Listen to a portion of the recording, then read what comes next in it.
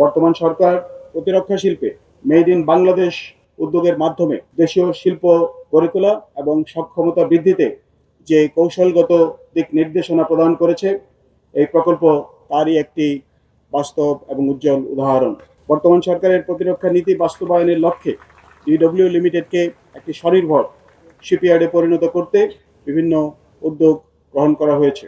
এরই অংশ হিসাবে এই ইয়ার্ডের সক্ষমতা বৃদ্ধির লক্ষ্যে অবকাঠামোগত সম্প্রসারণের উদ্দেশ্যে নতুন ভূমি অধিগ্রহণের উদ্যোগ গ্রহণ করা হয়েছে। ভূমি অধিগ্রহণ সম্পন্ন হলে উচ্চ ক্ষমতার স্লিপওয়ে নির্মাণের মাধ্যমে বড় আকারের যুদ্ধজাহাজ নির্মাণ করা সম্ভব হবে এবং এর ফলে ডিডব্লিউ লিমিটেডকে আরও আধুনিক শিপবিল্ডিং ইয়ার্ড হিসেবে গড়ে তোলা সম্ভব হবে বলে আমি আশাবাদী। জাহাজ নির্মাণ শিল্পে বিদেশি নির্ভরশীলতা হ্রাস করে স্বনির্ভরতা আনয়নের জন্য কাঁচামাল ও আনুষঙ্গিক যন্ত্রপাতি দেশেই উৎপাদন করা প্রয়োজন।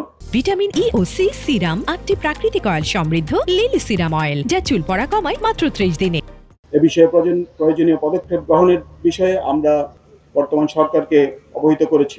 সম্প্রতি মাননীয় প্রতিরক্ষা উপদেষ্টা গত 18 মে এই ইয়ার্ডটি পরিদর্শন করেছেন। মাননীয় উপদেষ্টা এই ইয়ার্ডের সক্ষমতা বৃদ্ধি, আত্মনির্ভরশীলতা অর্জন, দেশীয় শিল্প প্রতিষ্ঠানকে সংযুক্ত করে আধুনিক জাহাজ নির্মাণ এবং ব্যাকওয়ার্ড লিঙ্কেজ তৈরি সহ বিভিন্ন সক্ষমতা অর্জনে সরকারের পক্ষ হতে পূর্ণ সহযোগিতা প্রদানের আশ্বাস প্রদান করেছেন।